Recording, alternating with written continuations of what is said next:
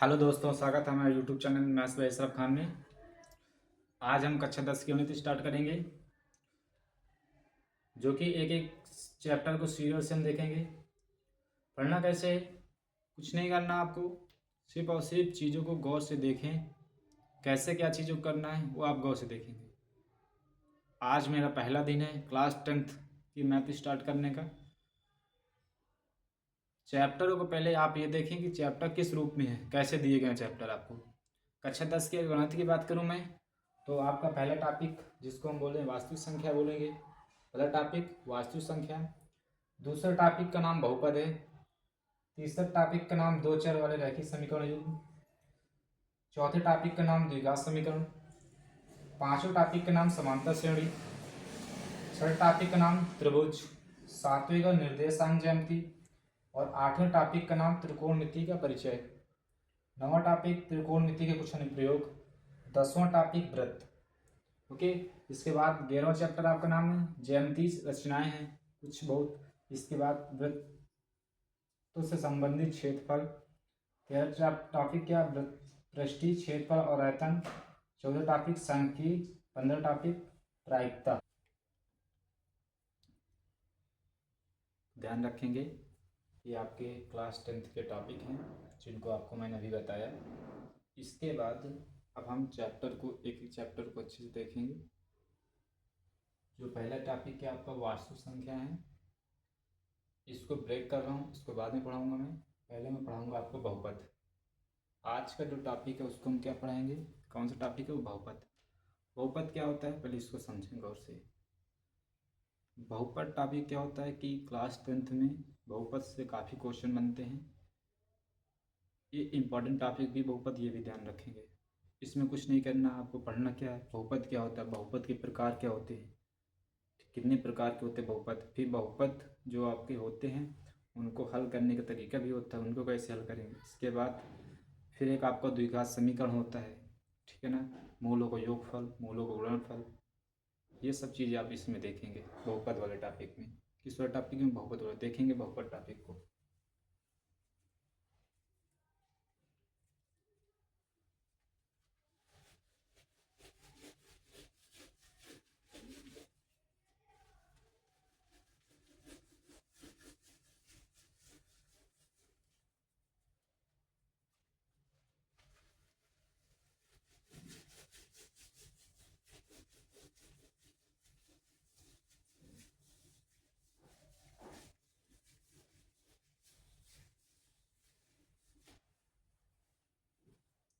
Topic का क्या नाम है, बहुपद। क्या बोलेंगे, जो आपका चैप्टर है ना CHAPTER, चैप्टर आपका पोलोनोमियल, POLYNOMIALS,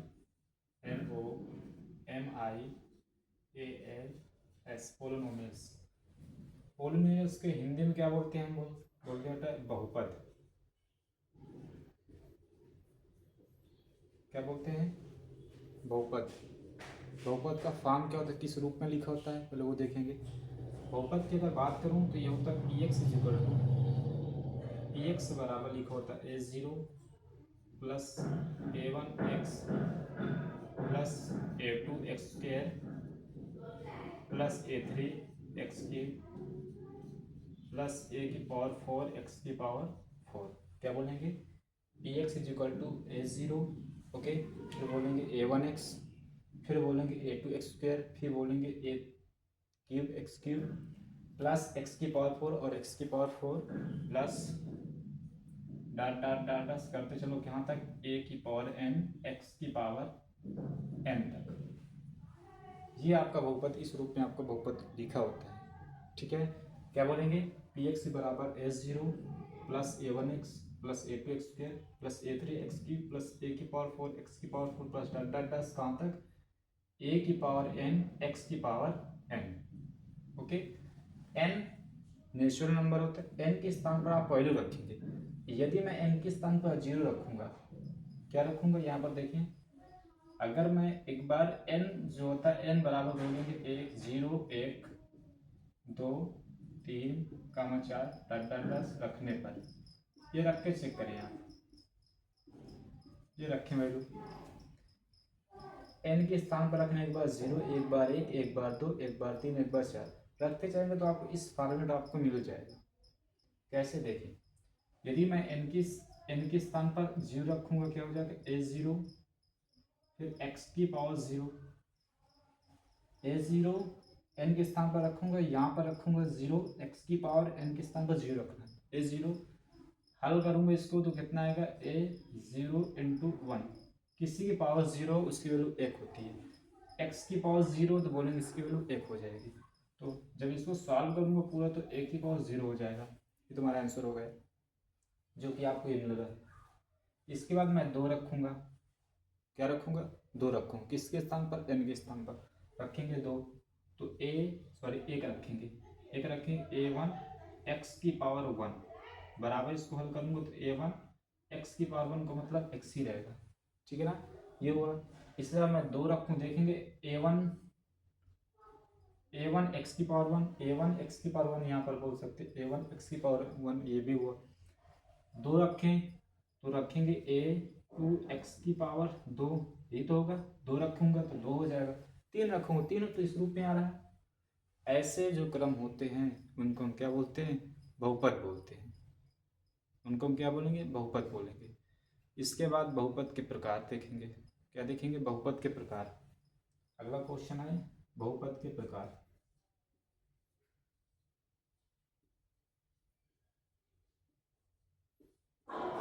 बहुपद के प्रकार इंग्लिश में इसको बोलेंगे टाइप्स ऑफ पोलिनोमियल्स।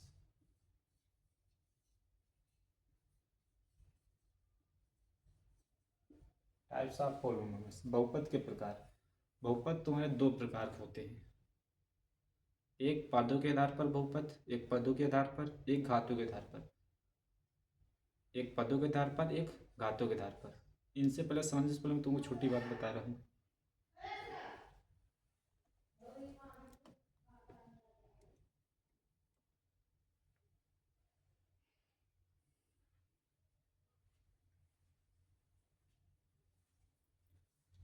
इनको बताने से पहले मैं तुमको एक छोटी बात बता दे रहा हूँ। एक चर राशियाँ, एक अचर राशियाँ, जो कि गणित में होती हैं आपकी।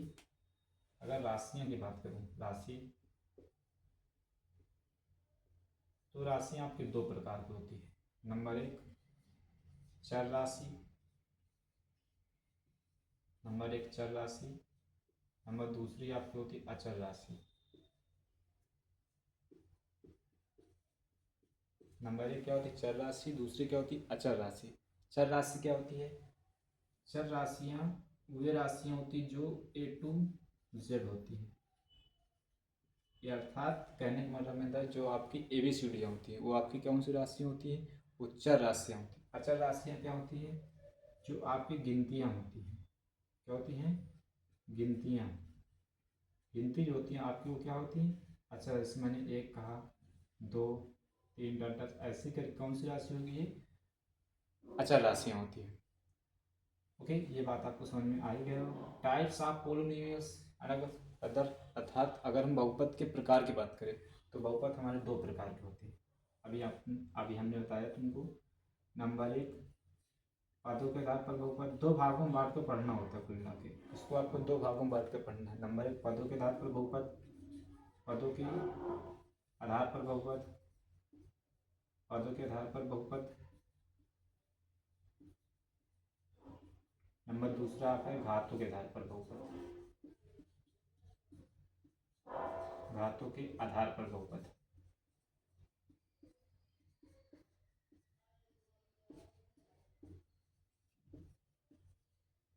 नंबर 1 क्या होता है, पदों के आधार पर बहुपद। नंबर दूसरा क्या होता है, घातों के आधार पर बहुपद। ओके, पदों के आधार पर बहुपद, घातों के आधार पर बहुपद के इनको भी भागों में बांट कर पढ़ना आपको। 2 बहुपद को 2 भागों में बांट के पढ़ना होता है। एक होता है घातों के आधार पर बहुपद, दूसरा होता है पदों के आधार पर बहुपद। तो पहला पदों के आधार पर बहुपद, दूसरा घातों के आधार पर बहुपद। इनको 2 भागों में बांटकर हम बहुपद को पढ़ते हैं, ठीक है ना। अगर हम बात करें घातों के आधार पर बहुपद, तो घातों के आधार पर बहुपद तुम्हारे होते तो कई प्रकार के। देखो पढ़ना आपको टोटल 3 ही प्रकार के हैं, जो कि बहुपद, जो कि आप क्लास 10 का टॉपिक में तीन ही प्रकार के दे रखे हैं, बस 3 प्रकार के पढ़ लें बहुत है आपके लिए। पदों के आधार पर बहुपद की बात करूँ तो नंबर 1 होता है आपका, नंबर फर्स्ट होता है पदों के आधार पर बहुपद। बोलेंगे एक पदी बहुपद, क्या बोलेंगे? एक पदी बहुपद। दूसरा होता है आपका द्विपदी बहुपद,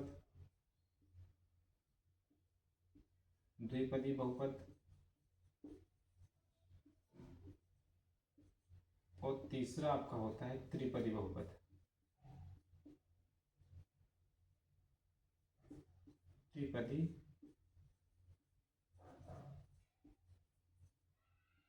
बहुपद, त्रिपदी बहुपद होता है, ठीक है ना। पहला क्या होता है बोलेंगे एक पदी बहुपद, दूसरा क्या होता है द्विपदी बहुपद, तीसरा होगा त्रिपदी बहुपद, ठीक है ना। इसी तरह अगर हम बात करें घातों के आधार पर, तो घातों के आधार पर भी बहुपद आपको पढ़ना टोटल तो कई प्रकार के, तो लेकिन पढ़ना 3 ही प्रकार के आपको। कौन कौन से देखेंगे? पहले नंबर 1 पढ़ेंगे रैखिक बहुपद। नंबर 1 कौन सा बहुपद पढ़ेंगे? बोलेंगे रैखिक बहुपद। रैखिक बहुपद। दूसरा जो है उसको बोलते हैं द्विघात बहुपद, द्विघात बहुपद। इसके बाद तीसरा है त्रिघात बहुपद, त्रिघात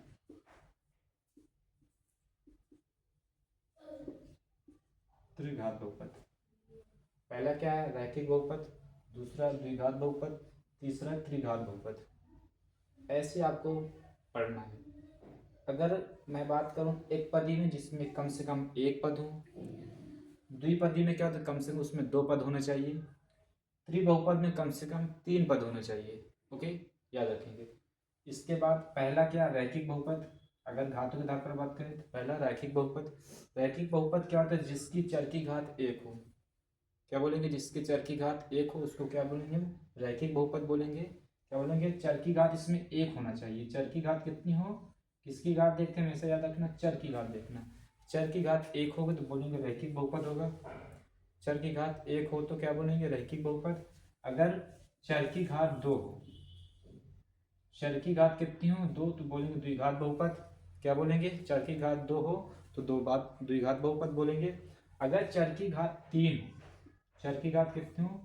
3, तो त्रिघात बहुपद बोलेंगे, ठीक है ना। जैसे चर की घात एग्जाम्पल के तौर पर देखेंगे, एग्जाम्पल में चर की घात 1 हो, जैसे हमने कहा कि x प्लस 4 बराबर 0, x प्लस 4 बराबर 0, तो यहाँ पर देखेंगे x की पावर 1 है। यहाँ पर देखेंगे जैसे हमने आपसे कहा कि 2x² प्लस में 4x प्लस 9 बराबर 0, इसमें चर की घात कितनी है? बोलेंगे इसमें चर की घात 2 है। त्रिघात बहुपद में चर देखेंगे x है ना, चर है ना, तो इसमें इसकी घात 2 है, इसमें चर की घात 1 है। त्रिघात बहुपद में क्या होता है? अधिकतम चर की घात 3 होती है। जैसे मैंने कहा 5x³ प्लस में 4x² प्लस में 5x और बराबर मैंने 0 कहा। इसमें देखेंगे चर की घात अधिकतम 3 है। तो ऐसे बहुपद आपको ये फॉर्मूला पढ़ना होता है। पहला अगर बात करें फिर से देखिए बहुपद के प्रकार, तो बहुपद के प्रकार को 2 भागों में बांटकर पढ़ना होता है। नंबर 1 पदों के आधार पर बहुपद, नंबर 2 घातों के आधार पर बहुपद।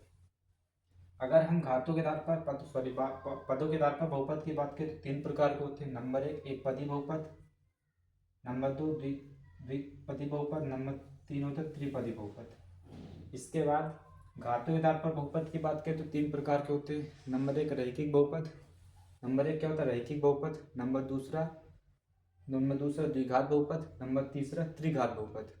ऐसे आपको पढ़ना होता है। तो ये फंडामेंटल थोड़ी बात चर्चा हुई कि बहुपद क्या होता है, बहुपद के प्रकार होते हैं। अब इनको सॉल्व करने की विधियां भी अलग अलग होती हैं, हल करने की विधियां अलग अलग होती हैं। ये इसको आप याद करें, इससे कोई मतलब नहीं है, लेकिन जो कि इम्पोर्टेंट दो ही चीज है, ये द्विघात बहुपद और त्रिघात बहुपद आपके वेरी इंपॉर्टेंट है। इससे बोर्ड में क्वेश्चन बनते हैं, वेरी इंपॉर्टेंट है। ये टॉपिक इंपॉर्टेंट है। कौन कौन सा? द्विघात बहुपद और त्रिघात बहुपद, इनसे क्वेश्चन बोर्ड में बनते हैं। अब मैं आपको रैखिक बहुपद को हल करने की विधि बताऊंगा द्विघात बहुपद के हल करने की विधि बताऊंगा और त्रिघात बहुपद के हल करने की विधि बताऊंगा। इन देखेंगे इनकी हल करने की विधियां कैसे होती है, तो देखेंगे गौर से।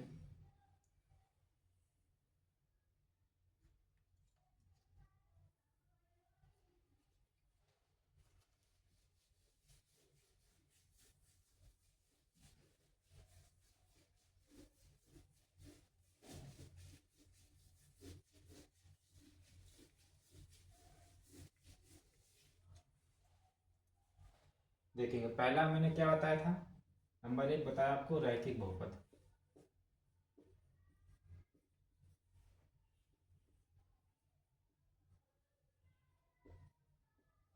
रैखिक बहुपद, रैखिक बहुपद किस रूप में होता है? देखो किस कोई भी बहुपद, कोई भी चीज को पहचानने के उसको आपको ये याद आना चाहिए कि उस किस रूप में लिखी होती है। तो बहुपद भी किसी न किसी रूप में लिखे होते हैं। अगर मैं रैखिक बहुपद के व्यापक समीकरण की बात करूं, किसकी? व्यापक समीकरण की। अगर मैं रैखिक बहुपद के, पहली बात तो आपको यही याद रखना है कि व्यापक समीकरण किसका? रैखिक बहुपद का अगर व्यापक समीकरण की बात करें हम, व्यापक समीकरण, तो इसका व्यापक समीकरण का तो ए एक्स प्लस सी, ए एक्स प्लस सी बराबर जीरो होता है। ए एक्स प्लस सी बराबर जीरो होता है। बोलेंगे क्यों रैखिक बहुपद क्यों क्यों है? देखेंगे कि इसमें देखें कि चर जो एक्स है इसकी घात क्या है, इसमें घात एक देखेंगे, तो कौन सा रैखिक बहुपद होगा? सी जो होता है आपका कांस्टेंट पद होता है, कांस्टेंट टर्म्स होता है, जिसको हम हिंदी में बोलते हैं अचर पद। अचर पद, आपको अचर पद अभी बताया, अचर संख्या जैसे 1 2 3 4, वैसे अचर पद भी होते हैं।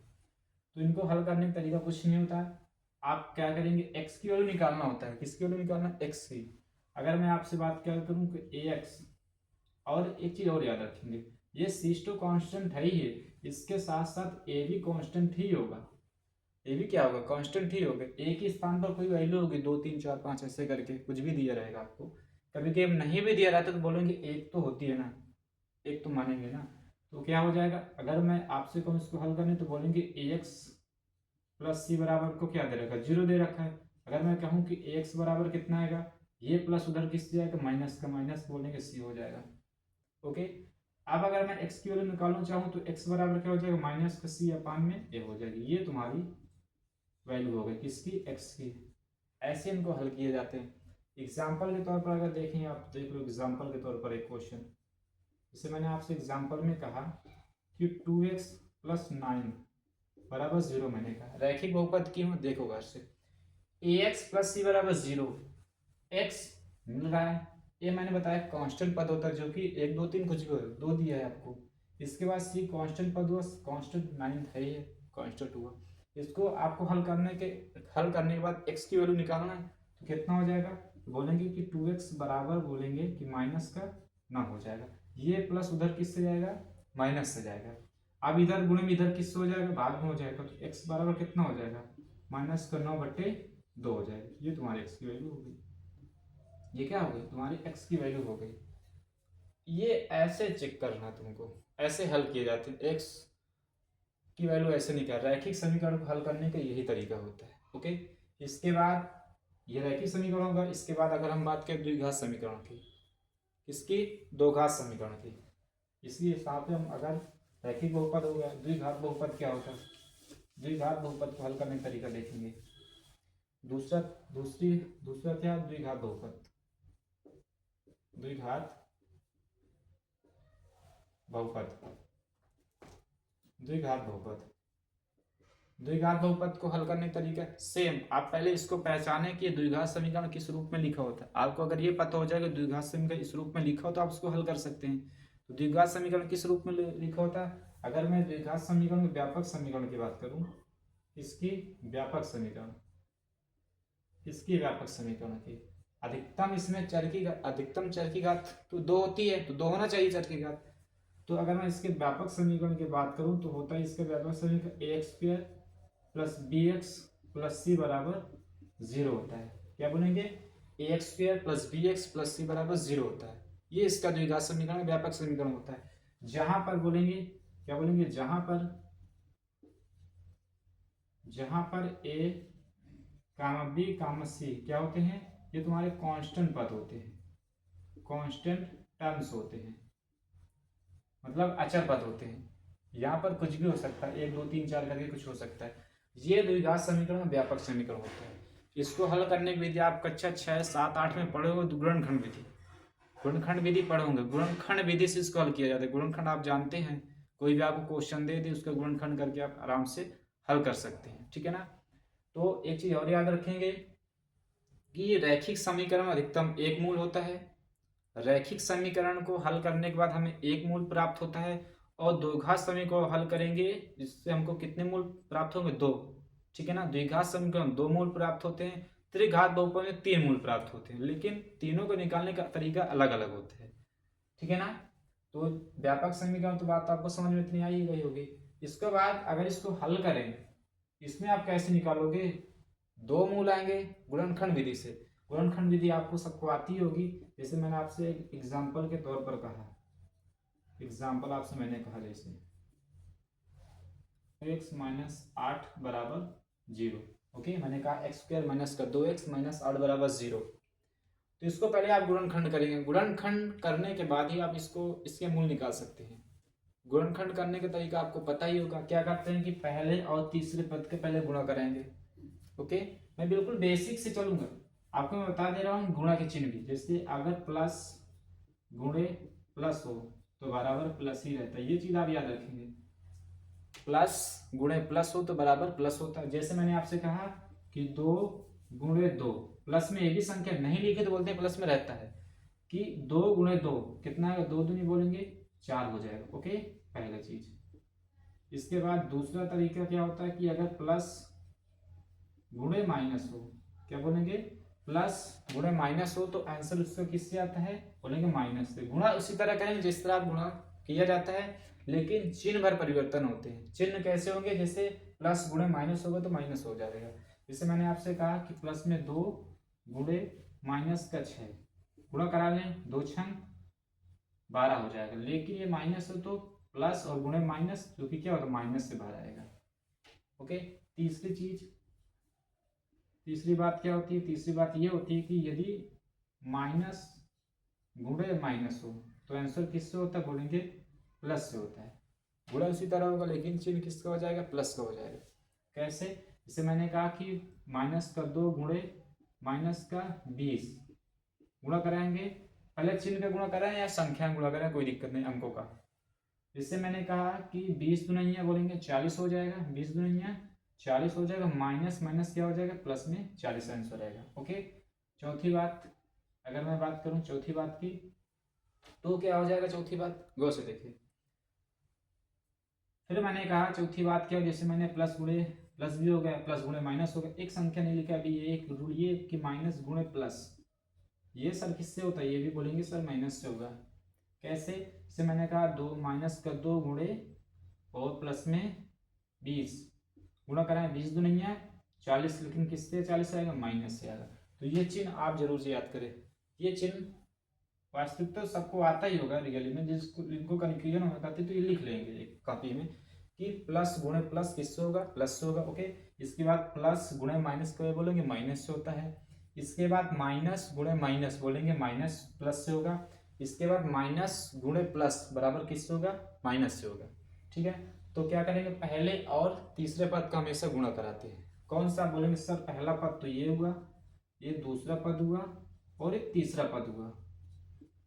ये कौन सा पद हुआ? तीसरा। तो पहले और तीसरा गुणा कराएंगे। तो अगर एक्स स्क्वायर का, और क्या बोलेंगे? मैंने क्या कहा कि एक्स स्क्वायर और गुणे माइनस का 8 का गुणा कराएं, जरा कितना आएगा? कराएंगे, कितना आएगा? एक्स स्क्वायर गुणे माइनस 8 गुणा करें, कितना आएगा?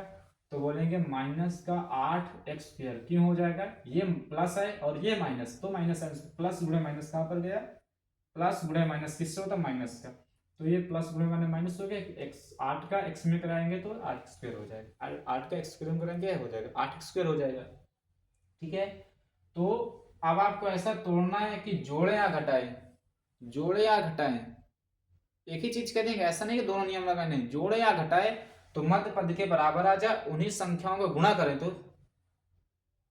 पहले और तीसरे पद के बराबर होते हैं। तो मैंने कहा जैसे कहा कि 4 दूनी 8, 4 दूनी 8 और 4 में से 2 जाएगा, 4 में से 2 जाएगा, 2 ही बचेगा। लेकिन आपको क्या लाना है, आंसर माइनस का 2x आना चाहिए। तो क्या हो जाएगा, तो हो जाएगा एक्स स्क्वायर माइनस का 4x, एक्स स्क्वायर माइनस का 4x और माइनस का प्लस में 2x हो जाएगा और माइनस का 8 बराबर 0 हो जाएगा।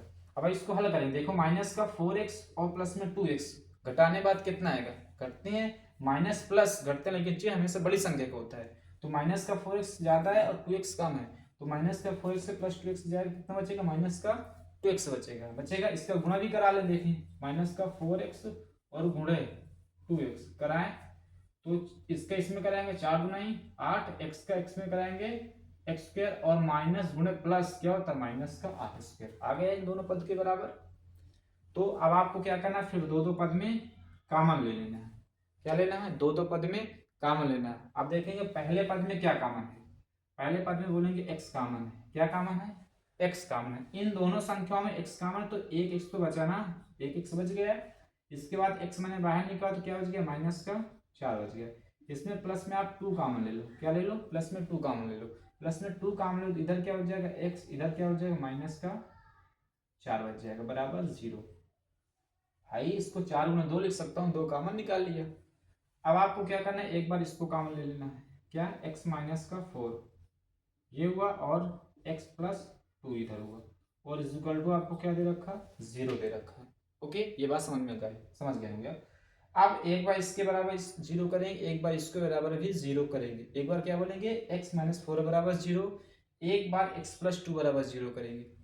तो अगर मैं x माइनस का 4 बराबर 0 करूंगा, x माइनस का 4 बराबर 0 करूंगा, तो ये प्लस सॉरी ये माइनस उधर किससे जाएगा, ये माइनस उधर किससे जाएगा, प्लस से। तो x बराबर कितना हो जाएगा, प्लस में 4 हो जाए। इसी तरह जैसे मैं x प्लस 2 बराबर 0 करूं, क्या बोलेंगे, x प्लस 2 बराबर 0 करूं, तो क्या हो जाएगा, x बराबर माइनस का 2, देखो इसमें 2 मूल आ गए, एक x बराबर 4 आए और एक x बराबर माइनस का 2 आया।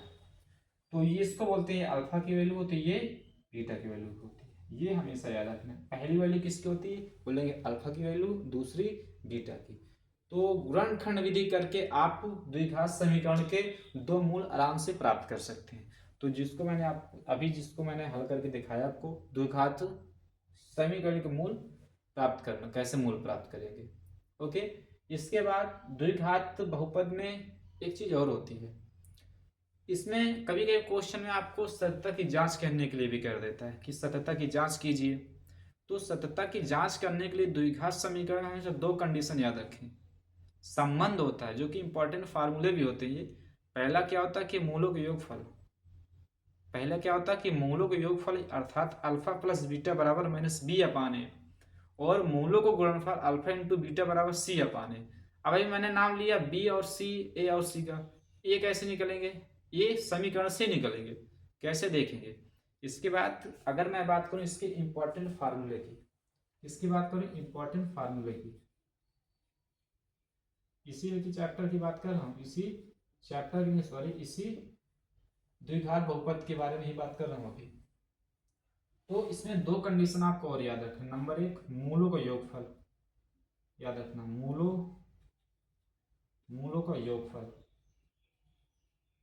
मूलों का योगफल, जो कि मूलों का योगफल बराबर होता है अल्फा प्लस बीटा बराबर होता है माइनस का बी अपान ए होता है। मूलों का योगफल क्या होता है, अल्फा प्लस बीटा बराबर माइनस में बी अपान ए, बीटा बराबर माइनस का बी अपान ए होता है। ये पहला फार्मूला होता है, ये इंपॉर्टेंट है, इनको याद रखेंगे। इसके बाद दूसरा होता है कि मूलों का